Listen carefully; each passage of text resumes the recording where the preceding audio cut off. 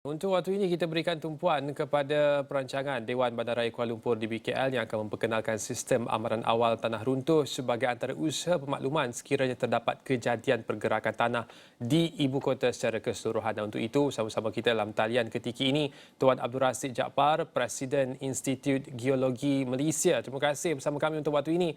Dan Tuan Abdul Rasid, kita nak mulakan dahulu dengan persoalan apakah pandangan Tuan berkenaan dengan perancangan daripada di BKL ini, sejauh manakah manfaatnya akan dapat dirasai oleh semua penduduk di kota ini? Saya rasa saya berpendapatlah rancangan di BKL ni memang baik kerana di banyak kota-kota besar di dunia ini seperti di Hong Kong dan juga di Rio de Janeiro, memang mereka telah uh, memulakan program yang dipanggil Early Warning System, sistem amaran awal ni. Dan juga kita dapati di Malaysia sendiri, di Lebuh Raya Utara Selatan, di pencawang-pencawang TMB yang kritikal terhadap risiko bencana tanah runtuh, dan juga di Genting Highlands sendiri, mereka sebenarnya telah aktif melakukan sistem amaran awal. Jadi ia bukanlah satu yang rocket science, bukan yang kita tidak mampu lakukan. Kita mempunyai pakar yang cukup dan juga mempunyai peralatan-peralatan yang kita boleh dapati daripada mana-mana pun. Tapi persoalannya berkenaan dengan sejauh manakah perkara ini suatu yang kritikal dan diperlukan dengan kadar segera. Manakala di BKL menyatakan bahawa ini merupakan usaha perpanjangan dan akan dilaksanakan secara berperingkat. Adakah ia perlu dilaksanakan dalam masa yang segera susulan daripada kejadian berlaku di Bukit Tungku, ataupun itu hanya sebagai suatu insiden awal yang mana masih ada banyak ruang untuk kita tunggu dan pastikan bahawa sistem ini lebih kemas sebelum dilaksanakan dengan sepenuhnya? Encik Abdul Rashid.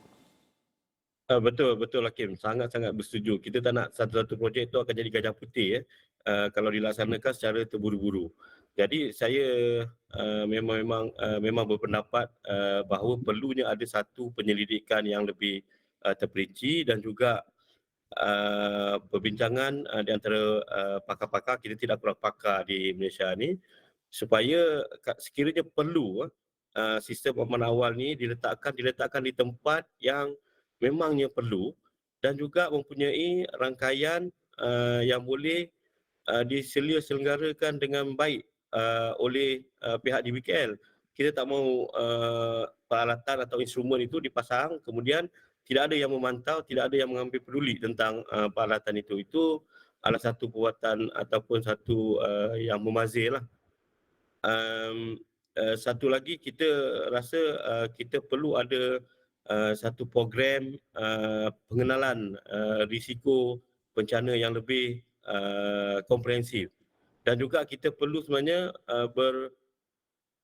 berkomunikasi dengan masyarakat, dengan penduduk-penduduk di Kuala Lumpur, apa yang kita namakan program community based disaster risk management ataupun pengurusan risiko bencana berasas komuniti, di mana kalau kita dapat lakukan ini secara berkala dan secara sistematik, kita sebenarnya dapat mengurangkan perbelanjaan yang tidak perlulah untuk perkara-perkara yang boleh kita elakkan melalui perkongsian maklumat dan juga melalui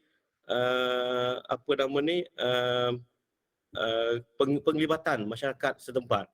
Itu saya rasa lebih baik dan lebih cost efektif. Dan untuk pastikan bahawa maklumat itu sampai kepada orang ramai dan juga adanya suatu gerakan untuk melibatkan ataupun memastikan penyertaan masyarakat dalam usaha untuk memastikan pengurusan bencana awal ini dapat dilaksanakan dengan sepenuhnya, di manakah letak duduk unit cerun di BKL? Kerana kita faham bahawa unit ini bertanggungjawab mengemas data cerun sedia ada dalam KULSIS ataupun Sistem Maklumat Cerun Kuala Lumpur, yang mana terdapat 108 lokasi aduan mengenai kejadian tanah runtuh dilaporkan sejak daripada Disember 2021 yang melibatkan cerun berisiko dan memerlukan tindakan selanjutnya daripada pihak bertanggungjawab. Jadi ada unit cerun di BKL dalam masa yang sama seperti mana Encik Abdul Rashid katakan tadi bahawa perlunya ada penyertaan daripada masyarakat. Oleh itu, bagaimanakah penambahbaikan dan juga simbiosis di antara unit-unit dan juga idea yang dilontarkan tadi boleh dilaksanakan dengan lebih menyeluruh, Encik Abdul Rashid?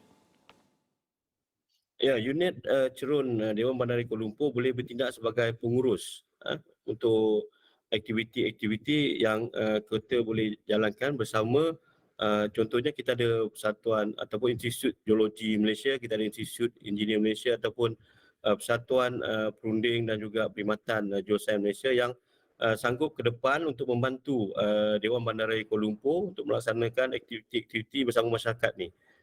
Dan juga kita ada universiti-universiti yang memang telah sedia terlibat seperti UTM dan juga UNITEN. Mereka memang telah secara terlibat secara langsung dengan aktiviti-aktiviti dengan masyarakat. Jadi unit cerun itu boleh menjadi sebagai pengurus dan juga untuk memperkasakan unit cerun di BKL tu, saya tidak pasti sejauh mana maklumat data-data cerun yang ada dalam kursis tu ditadbir urus. Sekiranya data-data cerun dan juga program pemetaan bahaya dan risiko cerun itu ditadbir urus dengan baik dan data-datanya yang diterima adalah baik, sepatutnya kita boleh mengurus cerun-cerun di Kuala Lumpur ni dengan baik juga. Kita sudah menyentuh berkenaan dengan sistem amanan awal yang akan dilaksanakan unit cerun di BKL dan juga berkenaan dengan pendidikan, penyampaian maklumat kepada masyarakat. Seterusnya, Encik Abdul Rashid, kita nak menyentuh berkenaan garis panduan penyelenggaraan cerun di kawasan tanah bermilik di Kuala Lumpur, yang mana ini merupakan rujukan utama kepada pemilik tanah persendirian untuk memastikan bahawa cerun yang mereka diami itu adalah selamat.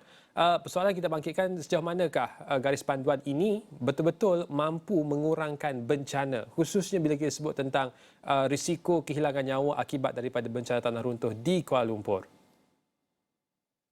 Kita sebenarnya dah banyak garis panduan Hakim, tapi isu utama dia adalah pelaksanaan dan juga pemantauan. Itu memang kelemahan agensi-agensi kerajaan lah, itu tuas kita akui.